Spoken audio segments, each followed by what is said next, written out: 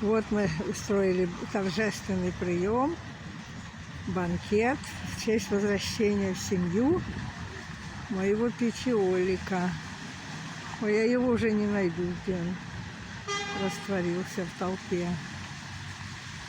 Вот его дом, Мессина, стационная Централе. Вот его родичи кушают. Где же он? Господи.